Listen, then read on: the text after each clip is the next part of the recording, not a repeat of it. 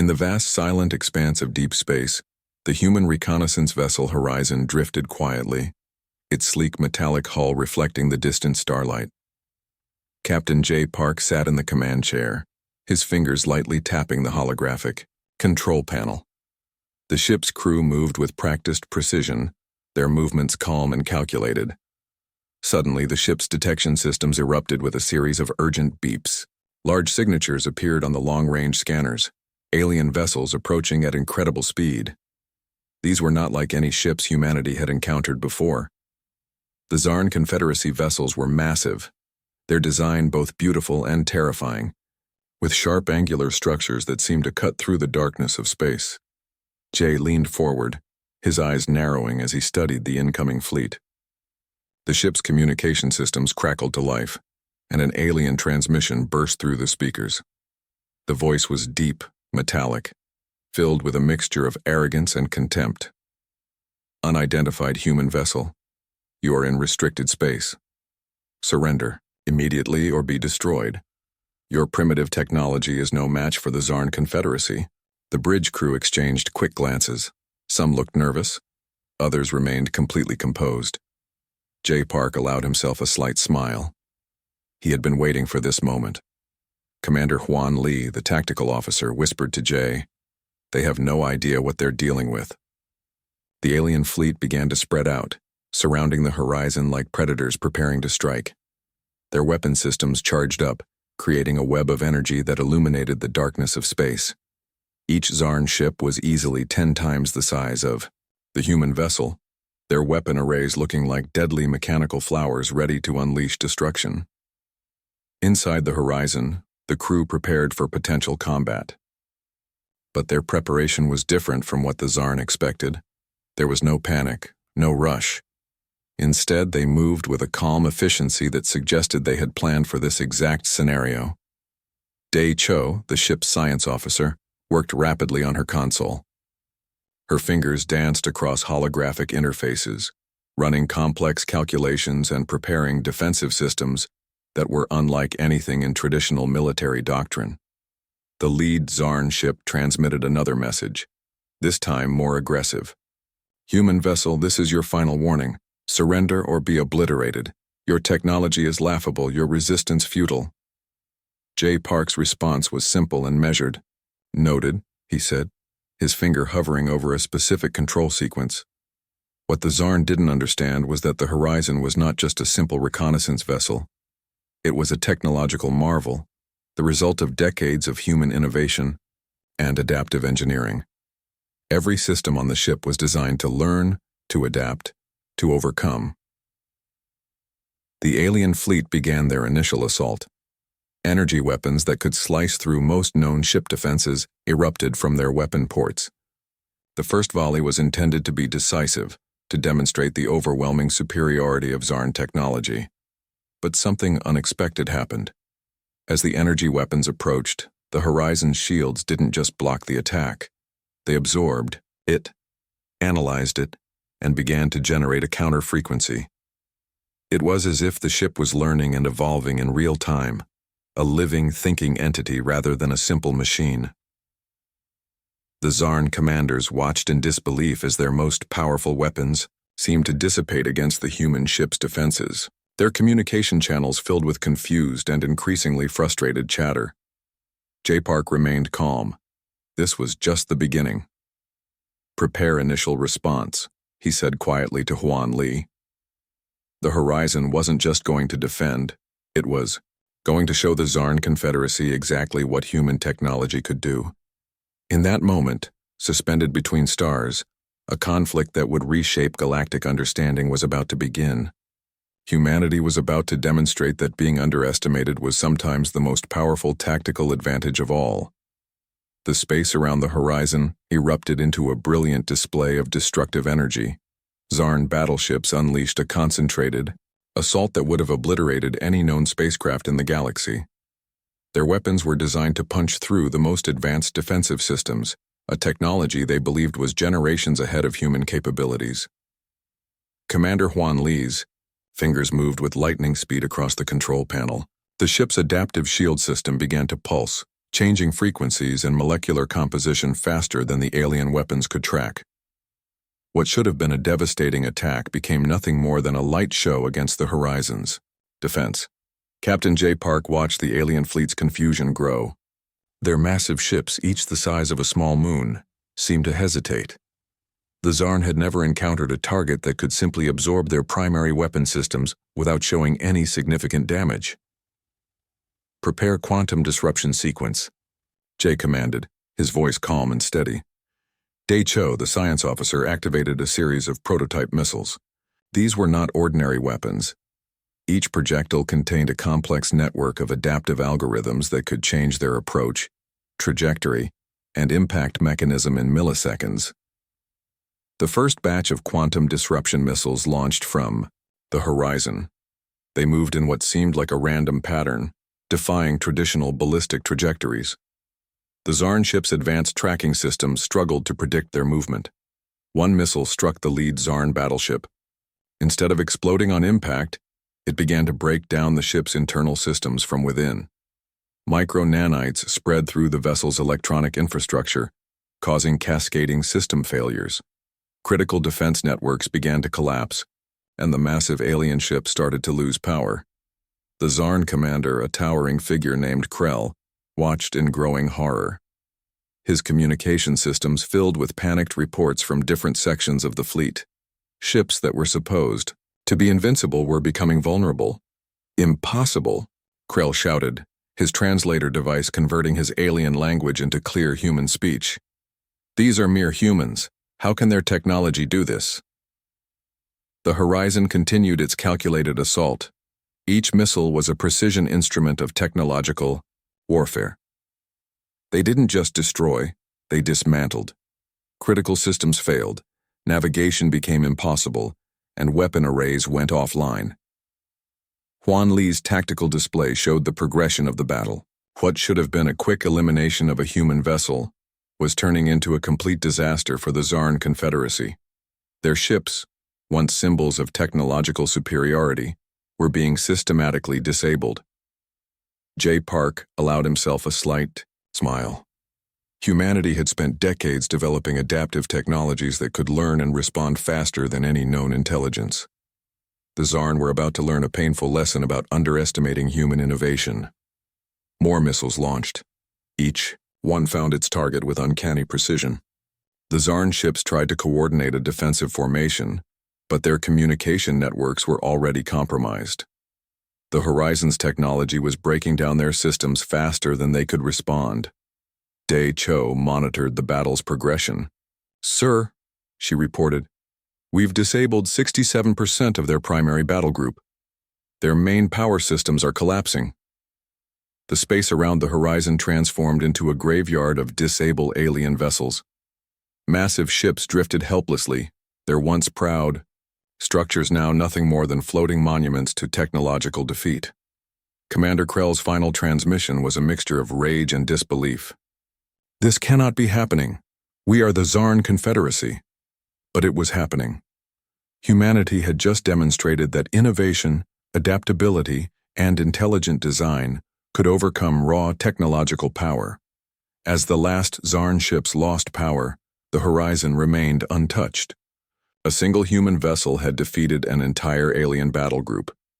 The message was clear: never underestimate humanity. Captain J. Park looked out at the field of disabled alien ships. This was more than a battle. This was a statement about human potential. "Prepare recovery and analysis protocols," he commanded. The real work was just beginning. The aftermath of the battle became a turning point in galactic history. Admiral Seok Kim received the initial reports from the Horizon, and what he saw made his breath catch. The performance of their experimental weapon systems had exceeded every possible expectation. Back on the Horizon, Day Cho began analyzing the captured Zarn technology. Her workstation was a complex network of holographic displays, each screen showing intricate details of alien systems. What she discovered was both exciting and terrifying. The human bioadaptive weapon systems were unlike anything in known military history. They didn't just respond to threats, they learned from them. Each interaction with the Zarn technology allowed the systems to evolve, to understand, and to develop new defensive and offensive capabilities. Captain J. Park watched as Day worked, her fingers moving across holographic interfaces with incredible speed. "What are we looking at?" he asked. "Sir," Day responded, "our weapon systems just performed a complete neural recalibration during the battle. They've absorbed the Zarn technology and are now integrating it into our own systems. The implications were massive. Traditional warfare relied on fixed technologies. Humans had created something entirely different, a living, thinking weapon system that could adapt in real time. Across the galaxy, communication networks buzzed with the news. The Zarn Confederacy's communication channels were filled with panic and disbelief. How could a species they considered primitive create such advanced technology? Commander Huan Li began preparing a comprehensive report. The data showed something extraordinary. Their quantum disruption missiles had not just disabled Zarn ships, they had completely rewritten the fundamental understanding of technological warfare. Each missile was more than a weapon. It was a complex learning system. When it encountered alien technology, it didn't just destroy. It analyzed, understood, and then integrated new technological principles into its core programming. The Zarn leadership gathered in their central command center. Commander Krell, still reeling from the defeat, played back the battle recordings.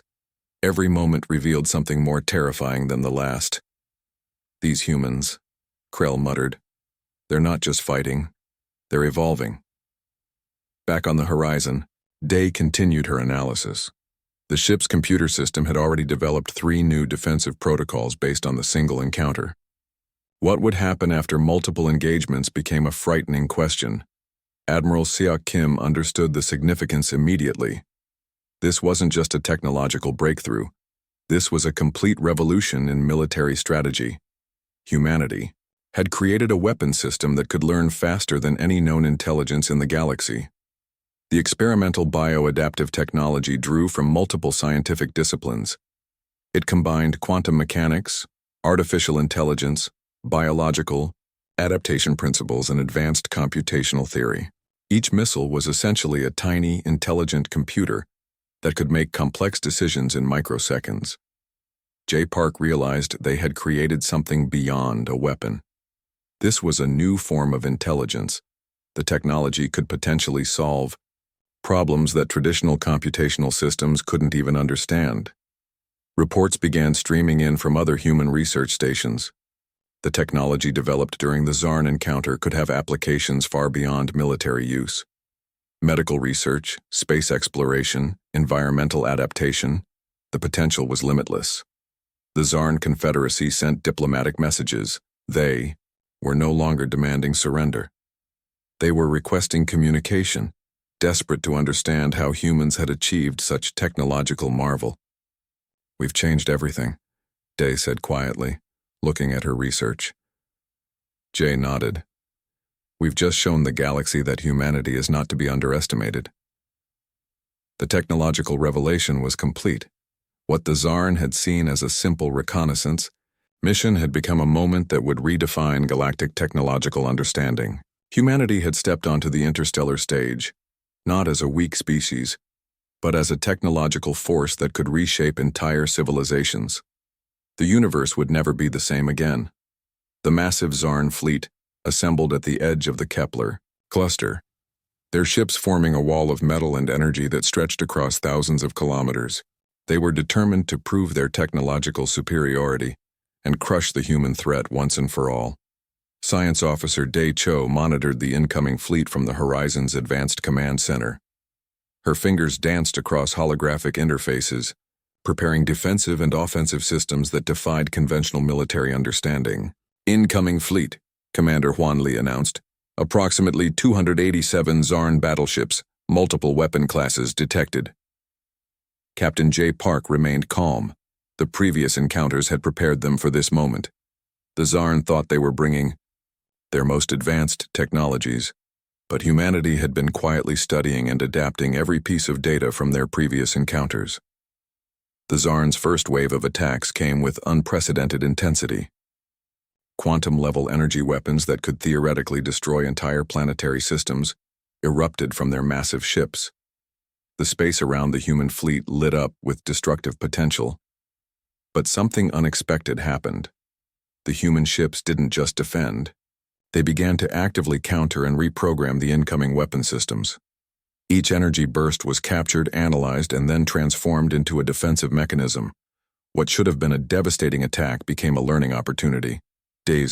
Experimental electromagnetic pulse generators created a field of technological chaos. Zarn ships found their most advanced systems suddenly turning against them. Navigation computers began to malfunction. Weapon targeting became impossible and communication networks collapsed. "They're using our own technological principles against us," Commander Krell screamed in desperation, watching his fleet's systems fail one by one. The horizon moved through the battle like a living intelligence. Its adaptive shield systems were no longer just defensive. They were predicting and neutralizing threats before they could fully form. Each movement was calculated, each response a complex mathematical equation solved in milliseconds. Huan Li's tactical display showed something unprecedented. The human fleet wasn't just fighting, they were learning and evolving with each passing moment. Weapon systems that had been ineffective moments ago were now being completely recalibrated and turned into advanced offensive tools. J. Park watched the battle unfold, understanding that this was more than a military engagement. This was a demonstration of human potential. Their technology wasn't just about destruction, it was about understanding, adapting, and overcoming. The Zarn's most advanced battleships began to fall, not through traditional destruction, but through complete technological submission. Their systems were being rewritten, reprogrammed, turned into extensions of human technological will. Day's voice cut through the tension. "Sir, we're achieving 92% system infiltration across the enemy fleet." The battle lasted less than 3 standard hours. What the Zarn expected to be a quick elimination of human resistance turned into a complete technological dismantling of their most advanced fleet. Commander Krell's final transmission was a mixture of terror and disbelief. How is this possible? We are the most advanced civilization in the galaxy. But they weren't. Not anymore. As the last Zarn ship lost power, the human fleet remained virtually untouched. Each vessel had become a living, thinking entity, a perfect blend of biological intelligence and adaptive technology. J. Park understood the significance of this moment. They hadn't just won a battle. They had demonstrated that human innovation knew no boundaries. Technology was not about complexity, but about the ability to learn, adapt, and overcome. The Kepler cluster battlefield became a silent testament to human potential. Disabled Zarn ships drifted quietly, their once proud technological systems now nothing more than learning tools for human advancement. "Send a message," Jay commanded. "Let them know humanity has arrived." The universe would remember this day, the day when a supposedly primitive species showed that true technological supremacy was about intelligence, adaptability, and the willingness to evolve. The aftermath of the battle spread across galactic communication networks like a digital wildfire. Every known civilization received fragments of the human victory, each transmission more unbelievable than the last. Admiral Seok Kim stood before the United Earth Council, presenting the battle reports. The holographic displays showed the complete destruction of the Zarn Confederacy's most advanced battle fleet. Silence filled the massive chamber as the implications became clear. Captain J. Park was called to explain the technological breakthrough. His report was simple and direct. Humanity had developed adaptive weapon systems that could learn, evolve, and overcome any technological challenge within moments of encountering it. The Zarn diplomatic delegation arrived on Earth, their massive ships looking small and defeated. Commander Krell, once a proud military leader, now appeared broken. His species had been humiliated in a way no galactic civilization had ever experienced before. "We request diplomatic communication," Krell said, his translation device barely concealing the tremor in his voice. Day Cho analyzed their communication systems. The Zarn were not just requesting peace, they were seeking to understand how humans had achieved such technological superiority. Their entire scientific understanding had been challenged in a single battle. News spread across hundreds of planetary systems.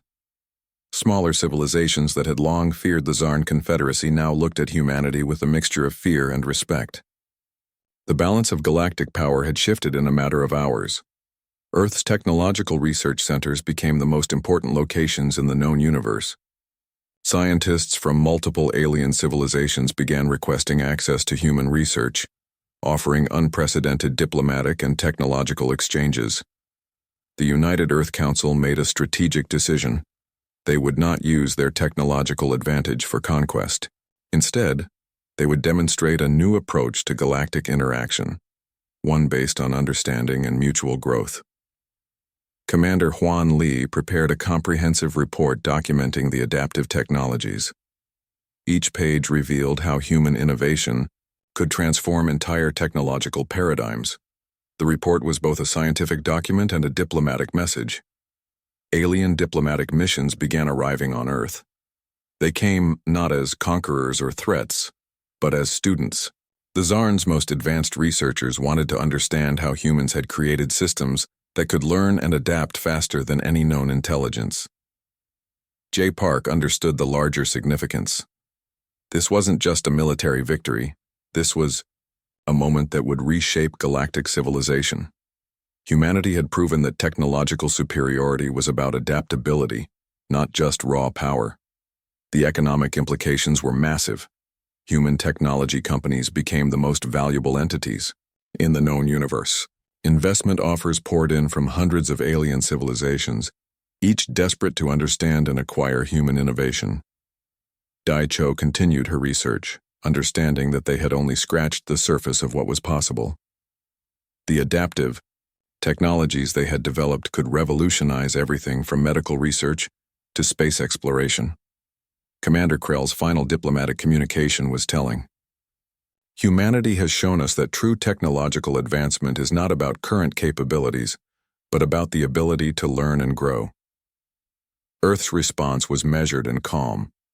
They were open to diplomatic relations, technological exchanges, and mutual understanding. The message was clear. Humanity was not interested in conquest, but in progress. Galactic historical records would mark this moment as a turning point. The day when a supposedly primitive species demonstrated that technological supremacy was about intelligence, adaptability, and the willingness to evolve. Admiral Seok Kim's closing statement to the United Earth Council captured the moment perfectly. We did not seek this conflict, but we will ensure that no civilization underestimates humanity again. The Zarn Confederacy's defeat became more than a military victory. It was a statement about human potential, a demonstration that true strength comes from the ability to learn, adapt, and overcome. As communication networks continued to spread the news, one thing became absolutely clear. The galaxy had changed forever, and humanity was at the center of that change.